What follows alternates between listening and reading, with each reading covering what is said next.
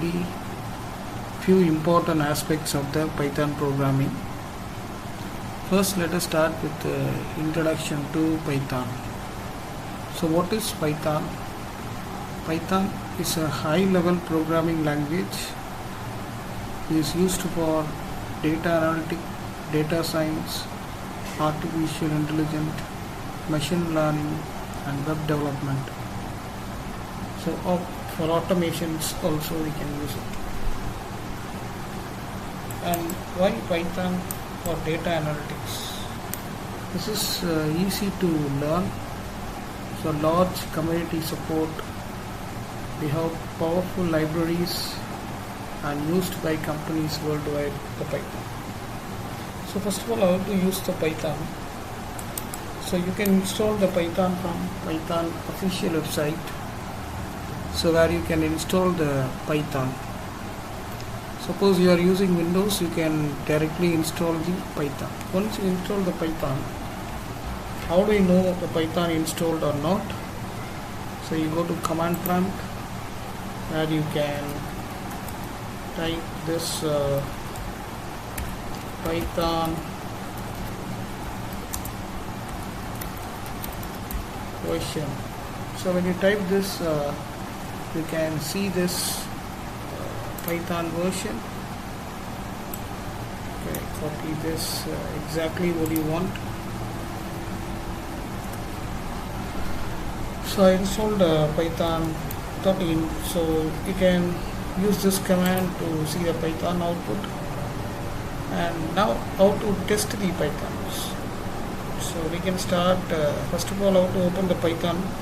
We can directly open the Python environment by typing Python. So you can see there is a Python screen installed your window. So this is very first command is print. If you want to print any output, hi, welcome to Python. So I can type this and enter. So I can automatically print. So what I have entered here, that is Python. So you can see this. Okay.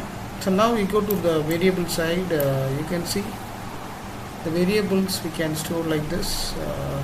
We can assign it. For example, I'm going to assign this name is equal to Frank and age is equal to 43. So now I say that print name. So when you say the print name, sometime it won't be print because this bracket is very important. So you can use print always within the bracket. Okay, spelling mistake.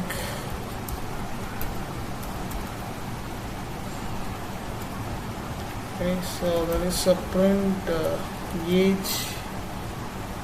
You can also print like this. So this is a string and this is an integer type you can use. And salary you can say floating, and boolean you can say true or false. So how do we check that variable type? You can check the variable type by print this type of name. So this is a string type. So when you say print type, you say age, that's also string. Suppose when you say age equal to 43, so now when you print, now it is become integer. So we can get like this by this one. And we can also get input from the Python. So how do we get input from the Python? We can use like this. We get it the input from input box. We type Frank. So can close it. Keyboard interruption is closed. So once you close it, you can print the name what you have entered like this. So that is where if printing welcome to Frank, this will come. So this is the way you can print the output of the name what you want to print. Okay, so this is a way you can get an input, and you can also print like this. Enter the age, you can print. So operators are like we have arithmetic operators, plus, minus, multiplication and division. We have a comparison operator. Suppose you want to check the age eligibility, you can use like this statement, condition statement in Python. So you can, suppose I say the age is equal to 18. I'm going to compare the age is greater than or equal to 18. We say that print, you can put. So otherwise I say the else, print, you don't have. So now you can see this. Suppose the else statement doesn't work because we have to follow the syntax. What we are using, the colon is very important. I have missed that colon, so I have to put colon now. So as maybe the intent. The intent is very important. We have to on the intent. Yes, that is very important in Python. So you can vote. So intent is very important. So when I say the age is equal to 17, so you may not you don't have the voting rights. So that's the way the if condition statement, the if intent is very important here. That is very syntax. You can move on that intent carefully. So we can also use else if, nested if statement also. If you require, you can use. And next one, you say you have the for loop statement. Suppose you can print like a looping part. You can print like this 1 2 3 4 like this. This is we call for loop statement. Anything you can loop. It's like other programming language. And very important thing here we are going to learn is the functions. What is functions? Any repeated activities you can make it as a functions. So how to declare the function here? You can define the functions like this. So define the function name, and you make the function block inside that. And now you can call the functions at any time. Wherever you want to invoke the functions, just call the functions that will automatically invoke by the program. So you can also pass the parameter if you want. The parameters also can be passed inside the functions. Last time we did not pass anything. Now I put add 100, 200 like this. So you may get answer like 300 because this 100 passed to A, 200 passed to B. It return A plus B. So functions also we can use it in the Python programming. So next we are moving to very important thing, data frame. Data set is list. So what is list? List is the one way to declare the variable. You assign the variable. Example, I can have like this student data. So you can make it as a list. When you want to print students, so you can have like this. In one variable you can have multiple values. Usually in programming we don't have multiple values, we have to use array. Instead of using array here we are using the list. So if you want to access that things, you can say the students of 0, I can print the first name. So you can print like this way. So this is the way you can access it. So you can also print like this way. And you can also use dictionary. So dictionary is another way you can use. The student, you can give the ID and value like this. For example, you see this.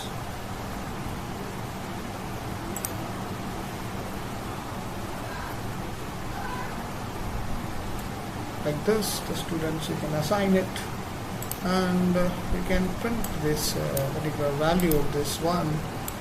You can print like this. You can print the particular things you want to print, and ID. You can put the ID also. So that is your wish. Whatever you want to, we can print also. So here also we can handle the files. You can open the files. You can read the files. Everything is possible in Python programming. That is very useful for you. Now we come to our data analytics part. That is very important. So in data analytics process, we have collect the data, and we can clean the data, we analyze the data, and we visualize the data, and we can generate the insights. Whatever you want, you can do that. For example, I have student marks here, student name and marks available. If you want to find the highest and average and lowest mark, you can do that. But if you want to do that analysis, so first we have to install the following packages, following libraries in your Python. The very first is you have to install the NumPy, and we have to install the other things. For example, I am going to install the NumPy first. How to install that NumPy? You can exit from this. We can put py, and this is that we have to install the libraries, whatever you want to use. So you can install NumPy. So it may take some time to install it. Now it has been installed. So I can go to Python environment. I can start import NumPy. So I can import this. So now that one I install it. Now I can give this mark as array. So now I can print the mark if I want. I can print the mark, so like this way. So it is called NumPy. So you create array here. So this is one way of data frame. You can frame it, and you can also do some analysis here, like statistical analysis. You can go with all the three together. So you can find the first the average mark. Next you can find the maximum mark. Next you can find the minimum mark. So everything is possible. So you make it your data as a array. From this array you find all the statistics interpretations we can do in the analysis. This is one way you can use NumPy. The another one is Pandas. The Pandas also I have installed already. The similar way you can install the Panda. So the Panda you can use to create the data frame like this. For example, I go to import Pandas. So once I import the pandas is ready now. Now I create a data frame like this. So the data frame is ready now.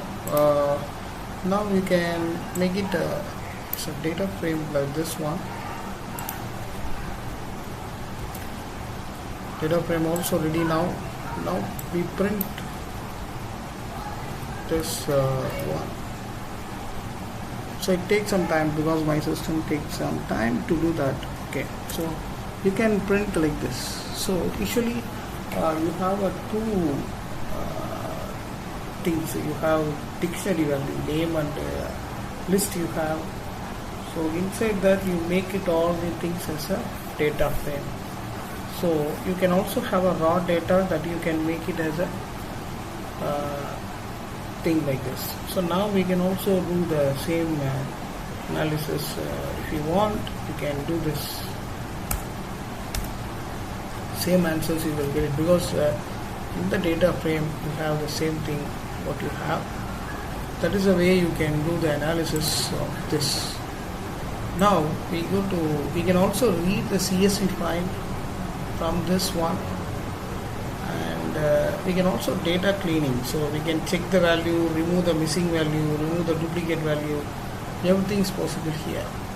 So you can also find the mark of mean. You can want to do that data frame directly, you can do this way. You can find the mean, median, mode from the data frame. You can do that. You can also group, make it, and everything is possible. And you want to visualize the data, you can visualize like this. For example, you can use Matpilot. There is another one command that you can use. May take some time to install it. Now I create two list in my programming. One is month, another one is sales. I created. Now I create a plot for this and show. So that will be ready for you to create the plot. So that plot is ready. So what is January month sales, what is Feb sales, and what is a March sales, everything you can get it like this. So how the things are coming up, because you make a plot by sales and the title is monthly sales and everything is possible, it will work. So this is from the Matpilot we can use. Sometimes we can also make it a bar chart if you want. You can also have a bar chart, pie chart. So we can also make it a bar chart also from the data set. We can create like this. And if you want to use pie chart, that is also possible. We can do the pie chart for the sales amount what you made. So everything is possible here with help of the plot. So now we can have a small thing you can do by yourself. You create one CSV, from that you read and you can print the top student who has scored highest mark, who has scored lowest mark, everything you can do it. You can print it if you want to see the answer here. So for example, I create one file. So I put this, but my file name is different. I have to change the file name, not student. I made sales like that.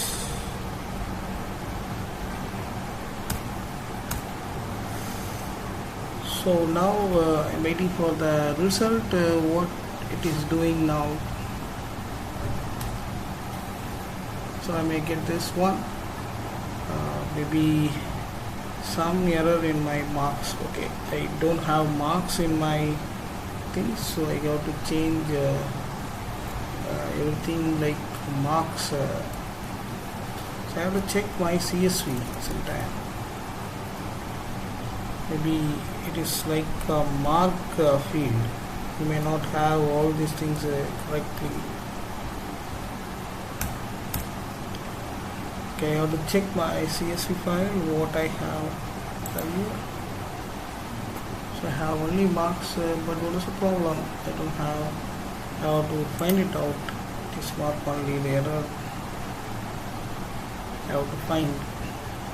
Yes, now this marks is correct.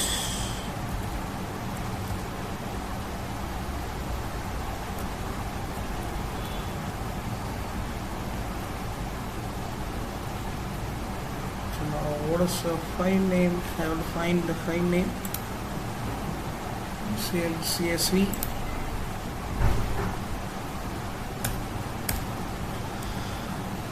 Okay, maybe it is not capital.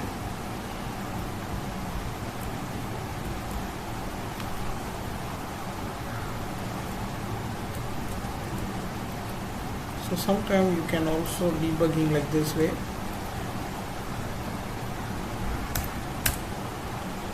Okay, still there is one error is coming up. Mark.